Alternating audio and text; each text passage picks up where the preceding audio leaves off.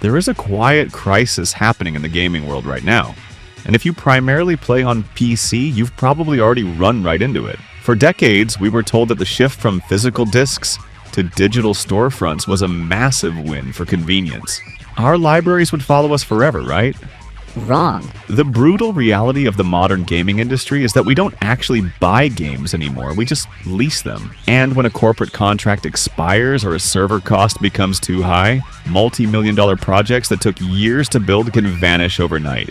It leaves a massive hole in gaming history. Masterpieces, cult classics, and incredibly fun multiplayer experiences are being scrubbed from Steam, leaving future generations of gamers completely in the dark. Today, we are diving deep into 5 incredible PC games that have been completely wiped from digital shelves. You cannot legally buy them anymore. Their prices are skyrocketing on the secondhand market, and unless you already have them in your library, you might never get to play them. Let's look at what we lost.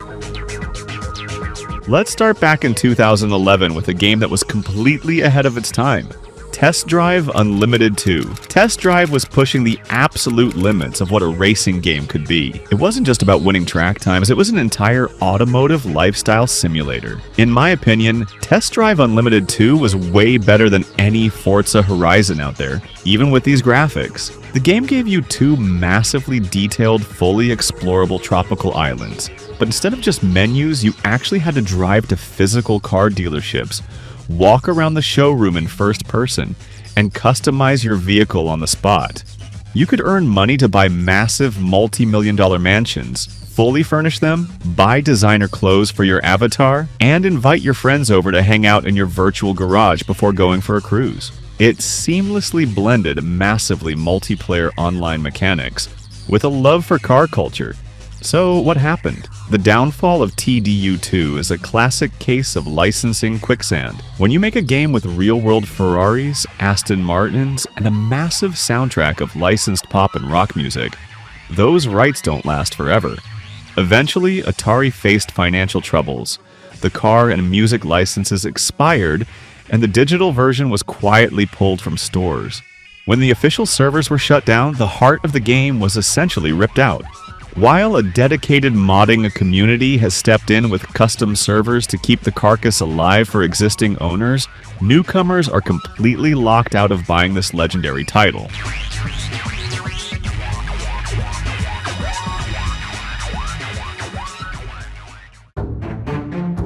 Next up is a game whose removal from storefronts caused absolute outrage. Spec Ops of the Line. Released in 2012 by Jaeger Development and 2K, this game initially suffered from a terrible marketing campaign. It was framed as just another generic, flag-waving military cover shooter designed to compete with Call of Duty.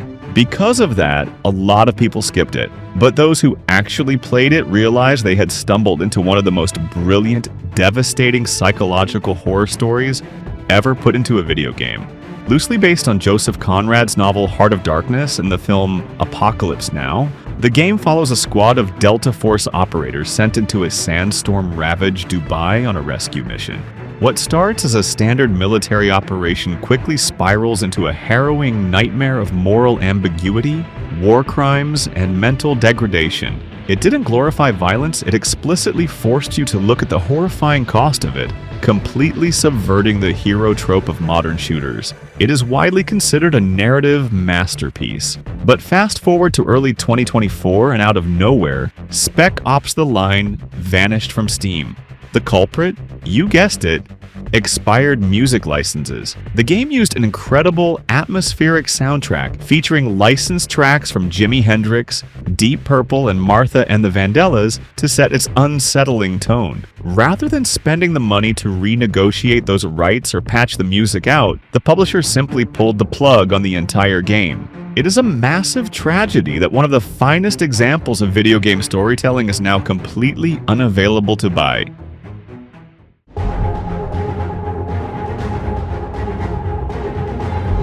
Our third game takes us back to the absolute golden era of superhero gaming, Marvel Ultimate Alliance 2. Long before the MCU dominated global pop culture, Vicarious Visions and Activision gave us the ultimate comic book fan service. This was an action RPG brawler where you could assemble a 4-player dream team from a massive roster of Marvel icons. Want a team consisting of Wolverine, Spider-Man, Iron Man, and Deadpool? You could do it. What made Ultimate Alliance 2 so special was how it adapted the legendary 2006 Civil War comic book arc. Midway through the game, you were forced to choose a side. Do you sign the Superhuman Registration Act and side with Iron Man, or do you rebel with Captain America? This choice completely split the narrative, giving you different missions, different heroes, and incredible replay value. Add in the chaotic couch co-op and the fusion attacks, where 2 heroes combined their powers for massive screen-clearing moves, and you had a certified classic. The PC port of this game had a notoriously rocky history, arriving late but finally giving PC players a chance to experience it in high definition. But working with Marvel means working on borrowed time. Activision's sweeping Marvel licensing contract eventually expired. When it did, the publisher lost the legal right to sell any games featuring those characters. Ultimate Alliance 2, along with its predecessor and several Spider-Man games, were scrubbed from digital storefronts simultaneously. Today, finding a legitimate digital key for the PC version is like hunting for a mythical relic.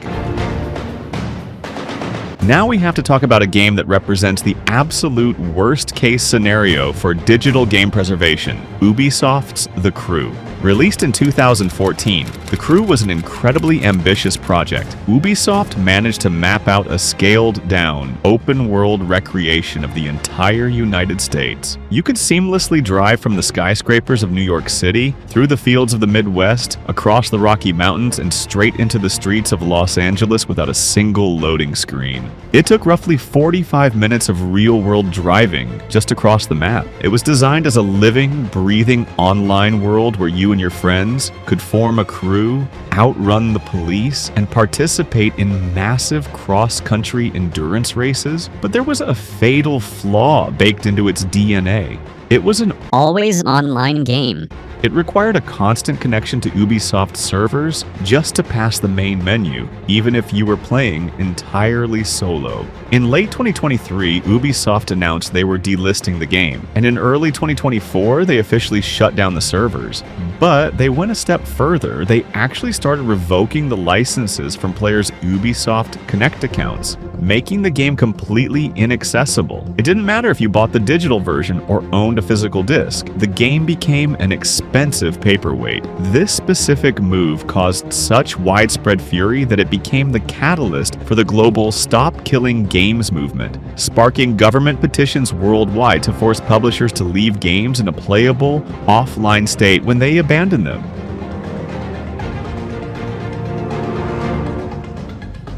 Finally, we close out with a game that is just as chaotic, loud, and unpredictable as its main character, the 2013 Deadpool game. Developed by High Moon Studios and published by Activision, this action brawler was an absolute love letter to the merc with a mouth. They brought in veteran voice actor Nolan North, who delivered a flawless, hilarious performance, and hired veteran comic writer Daniel Way to pen the script. The game was a non-stop barrage of fourth wall breaks, self-aware gaming tropes, and crude, over-the-top humor. Deadpool would literally argue with his own UI, call up the developers at High Moon Studios to complain about the game's budget, and rewrite the script on the fly when he got bored. While the hack-and-slash combat was relatively standard, the sheer comedy and personality carried the entire experience, making it a massive cult favorite. But Deadpool's digital lifespan reads like a comedy of errors. Because of Activision's expiring Marvel license, the game was delisted just 6 months after it launched. Then, in 2015, to capitalize on the hype of the upcoming live-action movie, Activision miraculously renewed the license briefly and put the game back on Steam.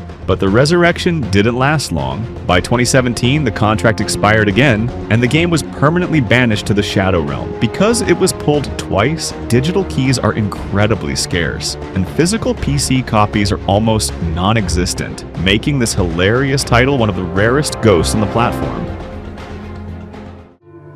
The disappearance of these 5 games highlights a massive flaw in the digital ecosystem. When art is treated purely as a temporary corporate license, the players are the ones who lose. We lose access to experimental narratives like Spec Ops, unique sandboxes like Test Drive, and cultural milestones like The Crew. I want to hear from you guys. Do you happen to have any of these rare titles sitting safely in your Steam library? What is the one delisted game you would give anything to see brought back to digital storefronts? Let me know in the comments down below. If you want to help support the channel and keep gaming history alive, make sure to smash that like button and subscribe for more deep dives. Thanks for watching, and I'll catch you in the next one.